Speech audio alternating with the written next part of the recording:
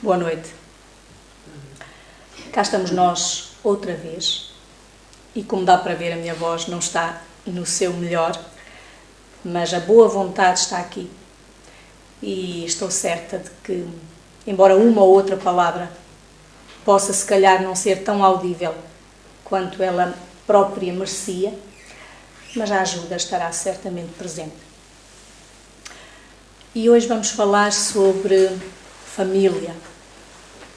O Espiritismo abarca todos os assuntos possíveis. Poderíamos falar, mesmo dentro deste, em aspectos muito particulares.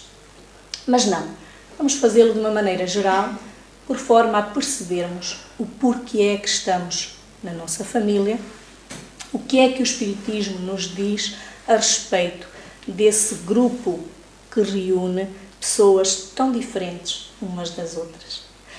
Então, falar sobre família é sempre uma questão que envolve muitas singularidades, lá está, pelas diferenças de cada um. E quando falamos da nossa, ou ouvimos alguém falar da sua, é natural nós estabelecermos comparações e dizermos que para uns a família parece ser berço de alegrias incontáveis, como se a sua família representasse até um porto seguro, mas para outros, essa mesma família, essa mesma representação de um grupo de pessoas à qual pertence, já lhe parece um campo infindável de angústias e de trabalhos, não é? Se nos cingirmos apenas ao que o dicionário nos diz, ficamos muito aquém do que o Espiritismo nos vem dizer. Porque, segundo o dicionário, nós vemos que a família é um agrupamento humano formado por duas ou mais pessoas, que tenham elas entre si ligações biológicas, ancestrais, legais, afetivas. Geralmente essas pessoas vivem ou já viveram na mesma casa, sob o mesmo teto. Hoje em dia até podemos dizer que essas pessoas já não temos aquela figura tradicional da família, como o pai, a mãe, o filho, a filha, não é? Porque as famílias hoje em dia já são relativamente diferentes e por isso o próprio dicionário, que é muito interessante, já foi atualizado e já diz lá que a família pode ser um conjunto de pessoas solteiras, casais heterossexuais, homossexuais, que se uniram por laços afetivos, dando origem ou a casamentos ou às uniões de facto que nós conhecemos, não é?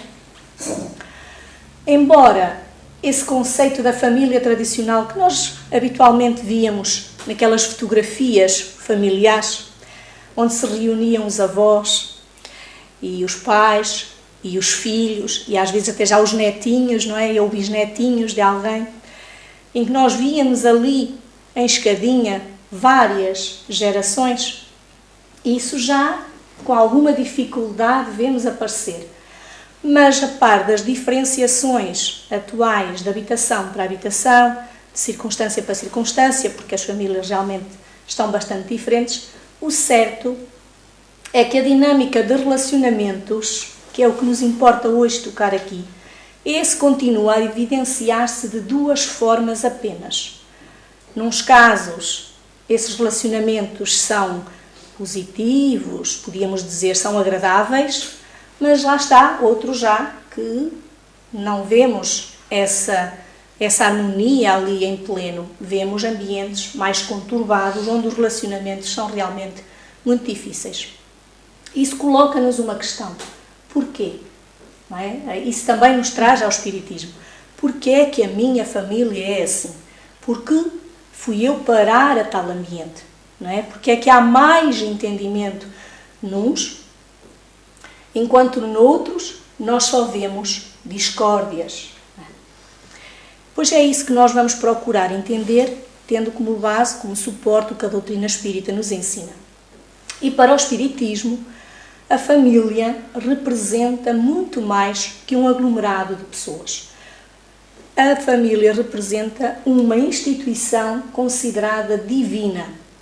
E eu vou passar a ler uma frase que retirei e que diz assim: para o Espiritismo, a família é instituição divina com planeamento que antecede a vida física, tem por objetivo o crescimento espiritual de todos os seus membros, e isto num programa de provas e expiações que só é possível acontecer graças ao princípio da reencarnação. Ora, uma frase só contém tudo. Acabávamos a palestra e íamos para casa. Mas não vai ser isso que vai acontecer, nós vamos tentar descortinar o que é que esta frase aqui nos diz. Porque em linhas gerais, para começarmos, a doutrina espírita pretende desde logo realçar que nós não podemos esquecer que somos seres humanos, como sabemos, mas que não somos simplesmente matéria. Nós somos corpo, perispírito, mas somos também espírito. Que em essência nós somos efetivamente espírito, ou seja, espírito a habitar temporariamente um corpo que nos foi dado por empréstimo por tempo determinado. Somos esse espírito que nós efetivamente somos, recebeu ele a bênção da imortalidade. Daí se falar ali na reencarnação. Ora, se o espírito é imortal, isso outorga-nos a possibilidade de nós estarmos aqui, não é? A certeza de que também um dia vamos partir, mas ao mesmo tempo também nos diz que, assim sendo, nós também temos a oportunidade de regressar. E o Espiritismo acrescenta que nós haveremos de regressar múltiplas vezes até alcançarmos a perfectibilidade a que estamos destinados. Porque foi para isso que Deus nos criou. Então esta certeza da imortalidade da alma, de uma maneira, conforta-nos. E porquê? Porque ela eleva a nossa esperança, permite nós sabermos que existe sempre a possibilidade de um dia, mais adiante, reencontrar-nos com aqueles que já amamos, seja no plano espiritual, seja numa futura reencarnação. Mas a imortalidade da alma também nos ajuda a perceber que as famílias existem, esses aglomerados que hoje nós vamos falar, se existem, não existem por acaso, existem porque trazem consigo propósitos, não é? Que nós vamos tentar perceber quais são. Emmanuel ensina-nos que o espírito renasce no mesmo meio em que já viveu, estabelecendo de novo relações com as mesmas pessoas, a fim de reparar o que de menos bom, para não dizermos o que de mau, não é? Lhe já feito.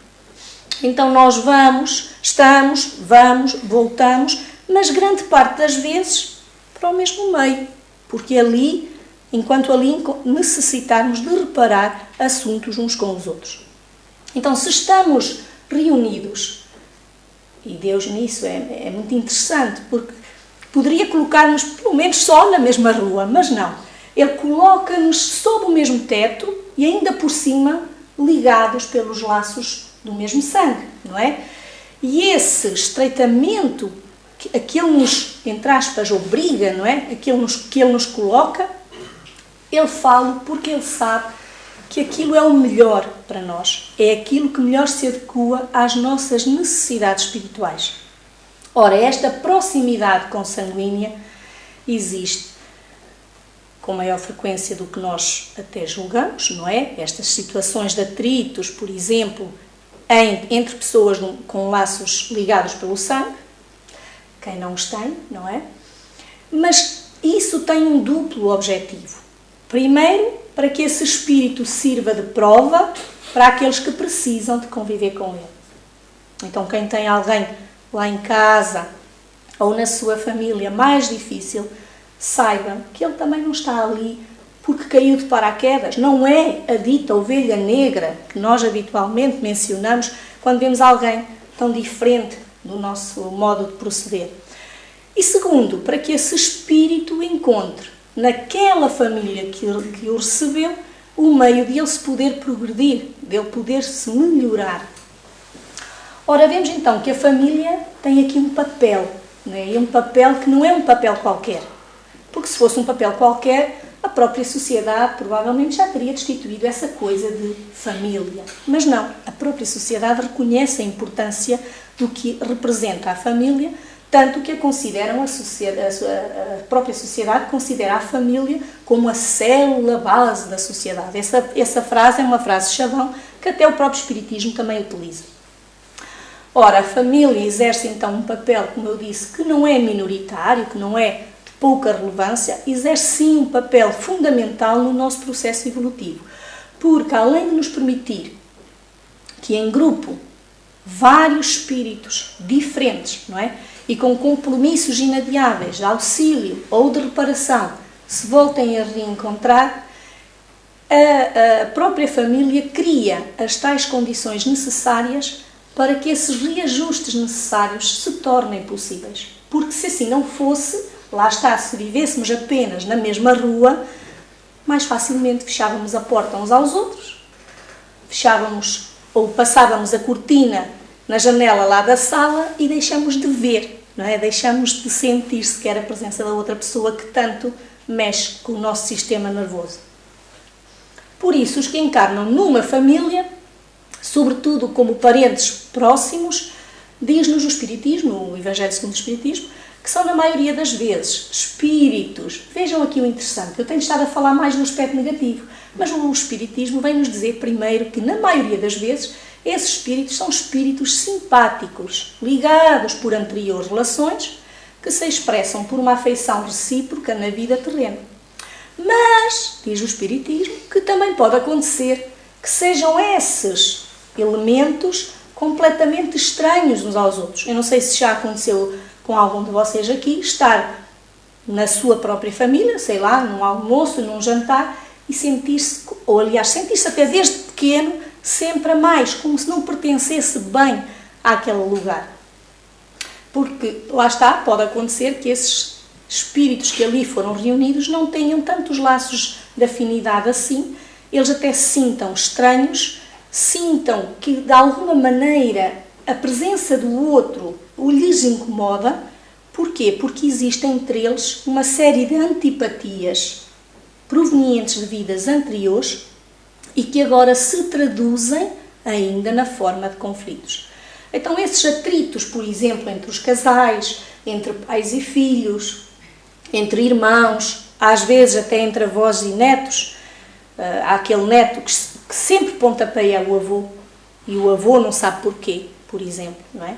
Tudo isso e outros assuntos provam que não são os da consanguinidade os verdadeiros laços de família que nos unem, e sim os da simpatia, os da comunhão de ideais, que nos unem uns aos outros durante e depois das nossas encarnações. Então, se a algum momento vocês também já chegaram a dizer que aquela pessoa nem parece ser daquela família, não é? Eu já cheguei a dizer isso. E, aliás, já chegaram a dizer isso até a meu respeito. Estar junto da minha irmã e perguntarem-lhe quando é que eu chegava, porque nem fisicamente somos parecidas. Por isso nem me identificam muito como sendo a irmã, não é? Nem fisicamente, nem na personalidade. Então, se também já vos aconteceu vocês questionarem a respeito de alguém que não parece em nada, nem no seu caráter, nem nos seus gostos, nem na forma de estar, com aqueles outros parentes, pois acreditem que, sem o saberem, estão a mencionar uma verdade maior do que se imagina. Porque as pessoas do seu convívio que estão ali, não estão ali, como nós vemos, por mera coincidência, não é? Estão ali porque há motivos para isso. Mas pode realmente acontecer que não haja mais nada entre eles, que não haja ligações amigáveis do passado que faça com que eles hoje sejam assim tão parecidos. Então, em sintonias, em gostos, em formas de estar na vida, eles são totalmente diferentes. Mas existem razões para que isso proceda. Por exemplo, o inimigo de outrora, isto não é para assustar, mas pode muito bem ser hoje o irmão ou o filho nesta vida atual. O Espiritismo traz-nos ainda uma outra referência.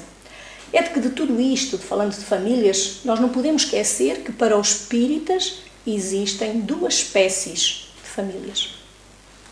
Portanto, há essas famílias que são consideradas famílias unidas pelos laços espirituais, e depois há as outras que apenas se unem pelos laços corporais. Não é? As primeiras são mais fortalecidas uns com os outros, os seus relacionamentos são mais fortalecidos, por isso também esses relacionamentos vão para além da vida física, esses relacionamentos são considerados duráveis, não é? Mesmo no mundo dos espíritos, e prolongam-se até por futuras reencarnações, mas as segundas, as tais dos laços corporais, são mais frágeis, são como a matéria, não é? Tendem a extinguir-se com o tempo e muitas vezes até se dissolvem ainda na existência atual. Não sei se também já vos aconteceu conhecerem alguém, até mesmo familiar, travaram, familiar ou não, não é? Porque nós no fundo somos todos família. Resolverem o que têm a resolver ou entenderem-se muito bem, aquela pessoa até teve um marco importante, por exemplo, na nossa vida em determinada altura, mas depois aquela pessoa, por motivos de trabalho, enfim, deixou de estar presente no nosso dia-a-dia, ou seja, quase como que dizemos, passou à história, ficou no nosso coração. O assunto está resolvido, aquela pessoa ficou cá, mas nós já não temos, não é, propriamente aquela relação. Pronto. O Espiritismo, então, fala-nos dessas duas famílias, mas nestes dois casos a questão familiar mantém-se na mesma. Ou seja, objetivamos sempre com a família almejar a fraternidade, um dia, quiçá, chegar, que é o ideal, à fraternidade universal, e evoluirmos em conjunto, de forma moral, não é? Para ajudar-nos uns aos outros para que possamos progredir mais rápido. Agora, isso leva-nos a pensar, então, e a nossa própria família? Será a nossa família constituída por vínculos espirituais ou será daquelas mais por vínculos corporais? Porque isto deixa-nos a pensar. Podemos pensar, podemos até analisar caso a caso, mas nada disso nos importa, porque o que é importante é nós considerarmos que o amor na família é que tudo renova. Vejam só, eu sei que parece, pronto, muito, se calhar naí falar já aqui do amor, mas vejam, não é na família que o amor, não é, por esses laços da consanguinidade, que nós relevamos tantas coisas. O amor leva a que nós relevemos muitas coisas. O amor recebe, o amor acolhe, o amor dá colo, mesmo quando o outro está levado da breca, não é? O amor educa, o amor respeita as diferenças, o amor escuta pacientemente, mesmo quando nós não temos paciência alguma. O amor ampara, sempre, sempre, sem esgotar-se, não é? E até dizem que o amor alimenta, que alimenta o corpo e que alimenta a alma. Pois é, o amor é de facto qualquer coisa que vale a pena nós sempre considerarmos e que o Espiritismo também nos pede para considerar. Porque o amor fecha os olhos às imperfeições do outro, o amor esquece ofensas, o amor resigna-se, o amor, vejam só, até me arrepio, mas é verdade, até cobre os beijos, até cobre de beijos as feridas dos nossos filhos, por exemplo. Não é? E em tempos difíceis, como por exemplo numa doença ou na pandemia, o amor até nos fazia colocar máscaras uns pelos outros e passarmos álcool gel a toda a hora. Não é verdade? Tudo por amor. Então, nós podemos dizer que podemos não ter para já a família dos nossos sonhos. Não temos. Porque não podemos esquecer aquela primeira frase. Vimos delineados para uma determinada família. Família essa que foi previamente planeada para um campo de provas e expiações. Porque nós sabemos que o Espiritismo assim também nos diz, o nosso próprio planeta é um mundo de provas e expiações. Então não seria até ingenuidade, digamos, da nossa parte, esperarmos que viéssemos só para receber e não para dar. Não é? Só para encontrar felicidade e alegria, quando na realidade o próprio lugar onde nós nos encontramos, ele por si mesmo é de provas, é de expiações. Então nós temos que encontrar precisamente tudo de acordo com o lugar em que nós nos encontramos. A família então representa essa tal alavanca que vem puxar por nós.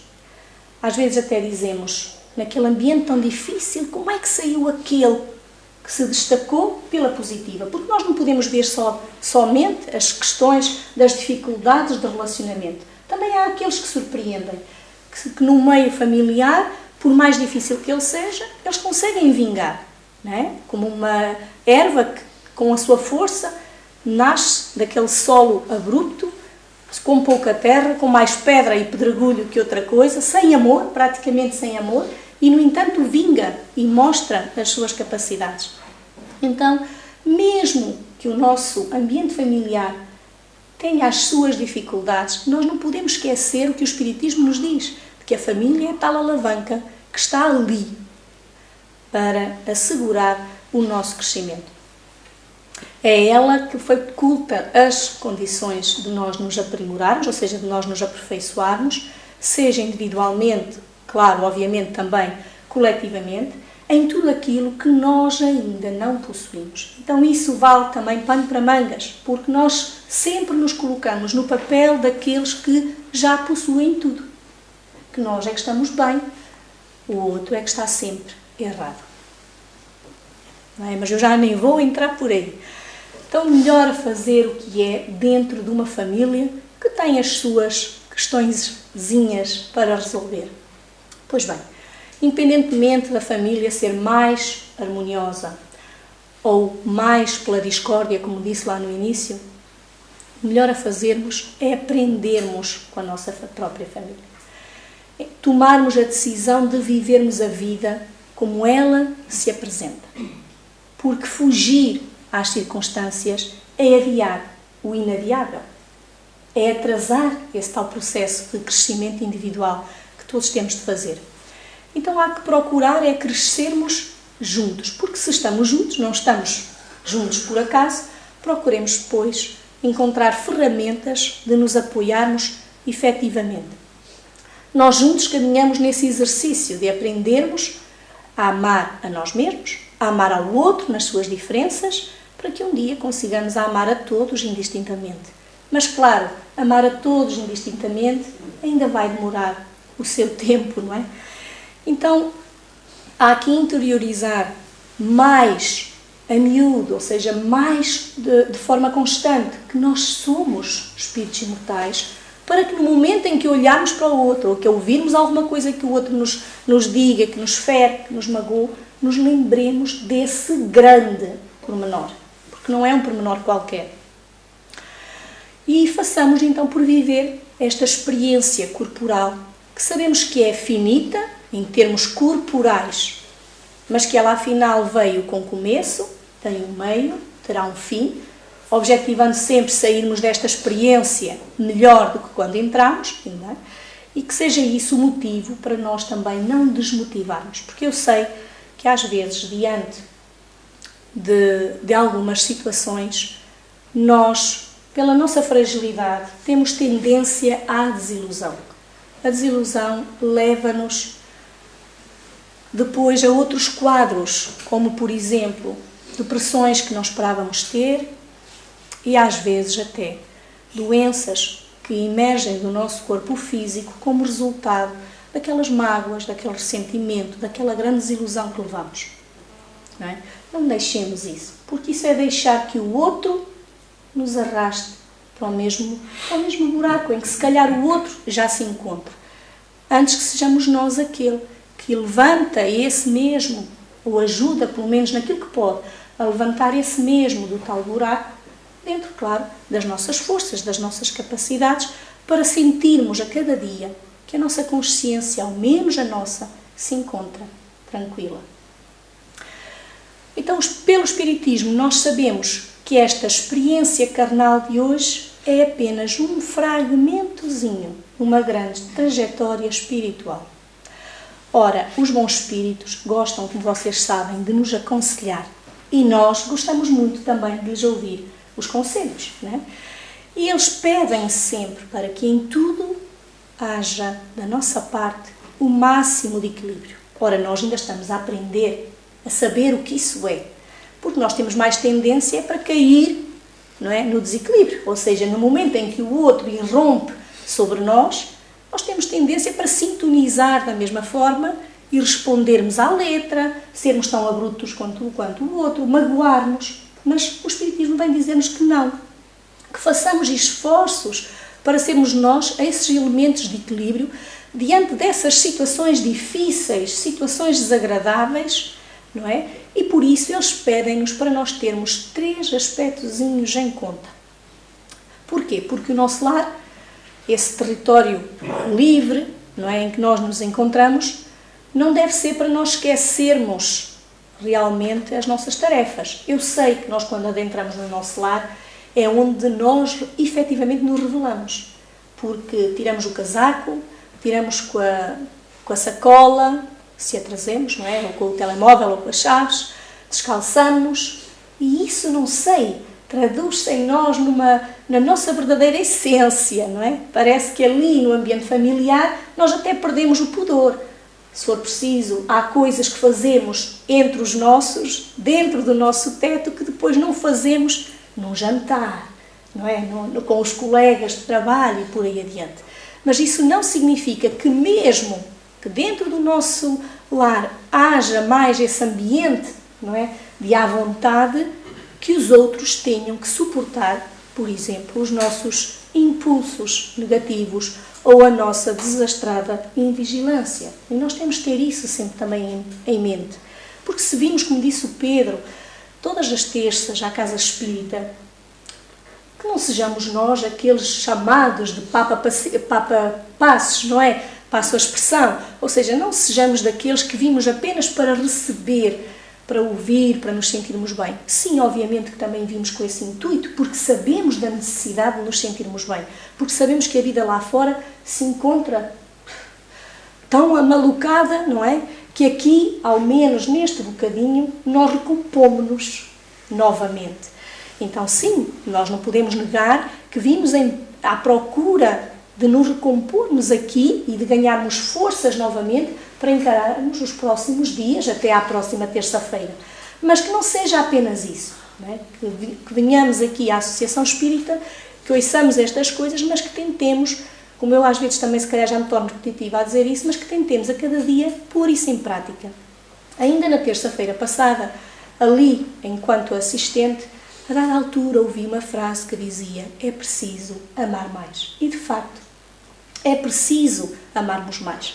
E às vezes só a nossa impaciência impede que esse amar mais se efetue junto daqueles que às vezes atribuladamente ou intempestivamente se aproximam de nós, mas porque só requerem um bocadinho da nossa atenção. Então, um dos conselhos que os irmãos espirituais nos dão é o de aprendermos a discernir melhor, e isso implica conhecermos a nós mesmos, os nossos ciclos temperamentais.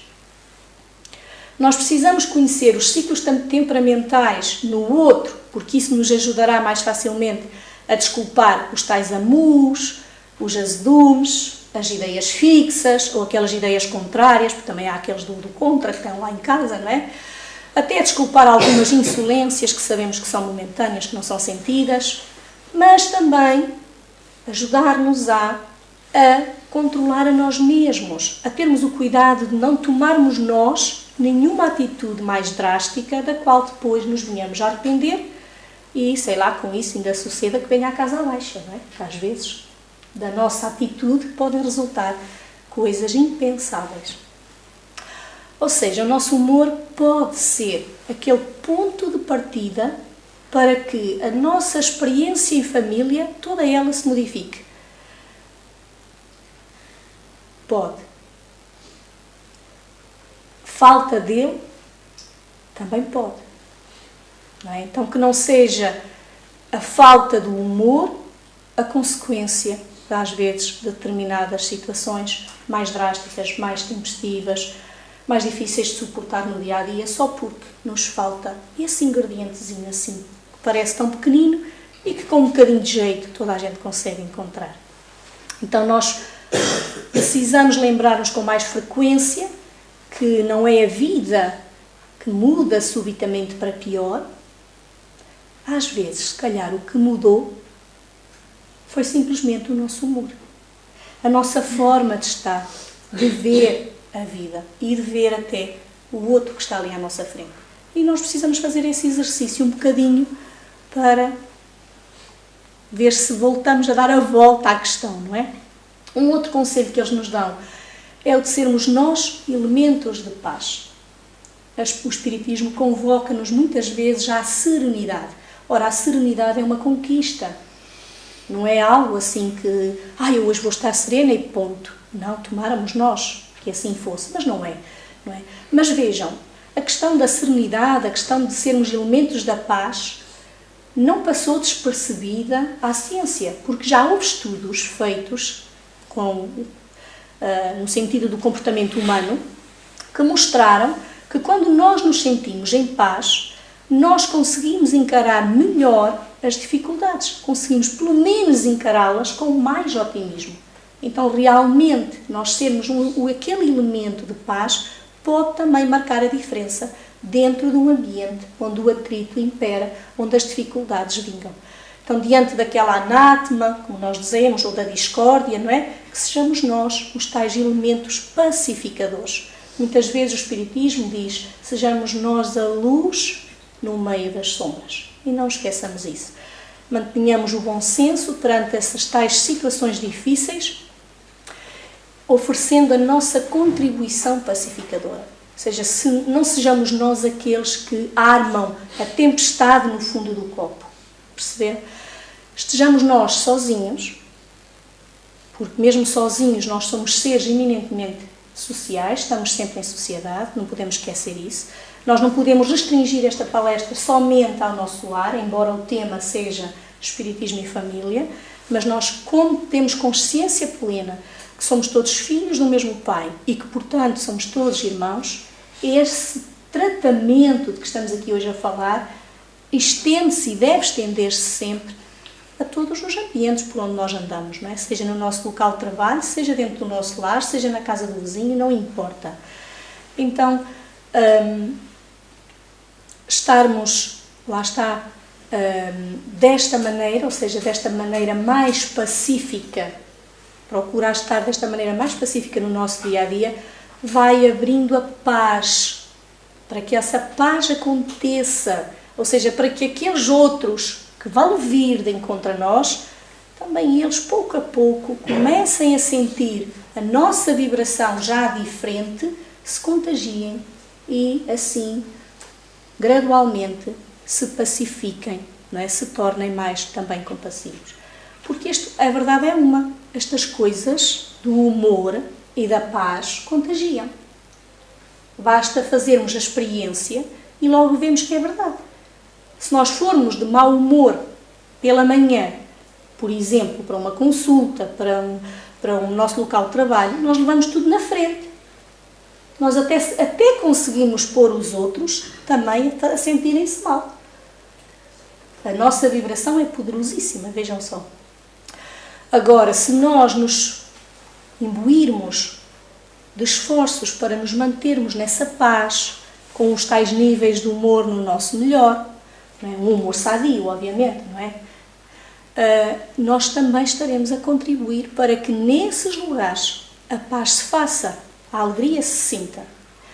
Então esse clima emocional em que nós vivemos começa em nós, primeiro, e não no outro.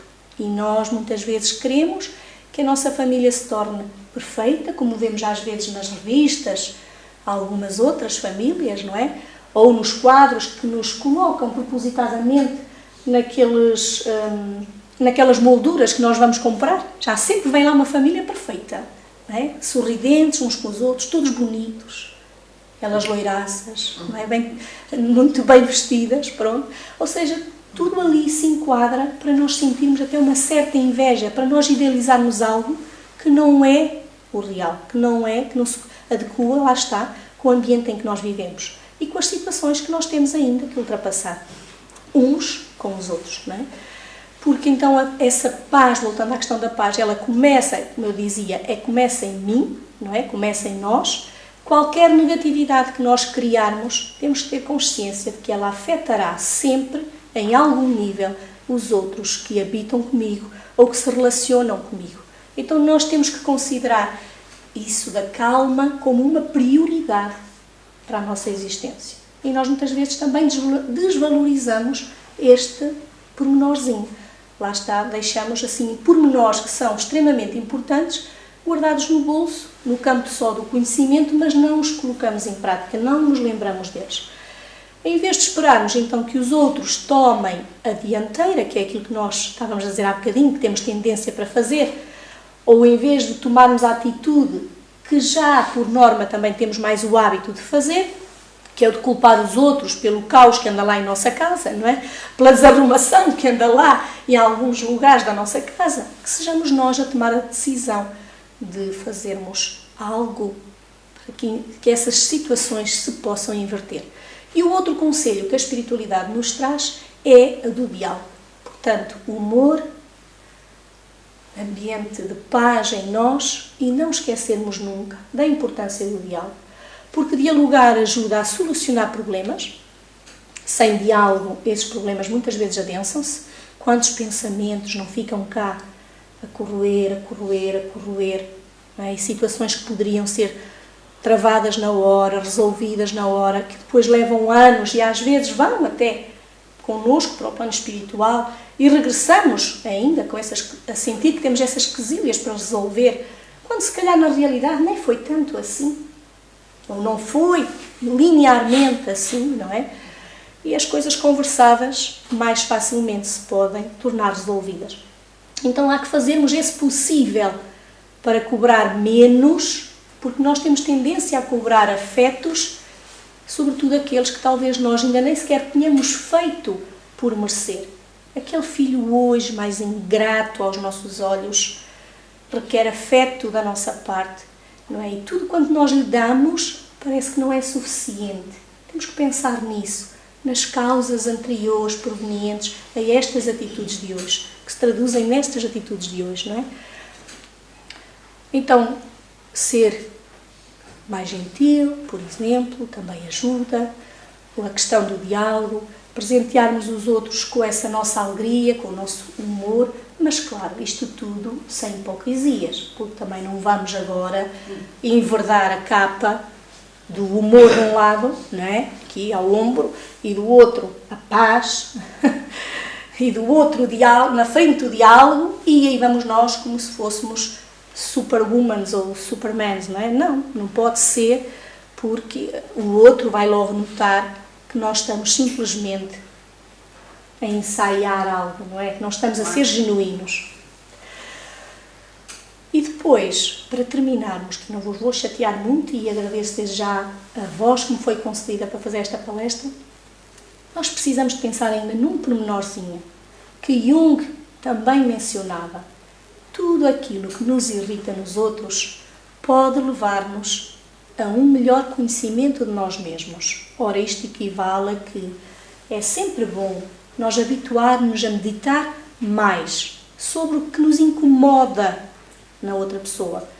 O que é que nos incomoda mais em relação àquele sujeito ou àquela fulana?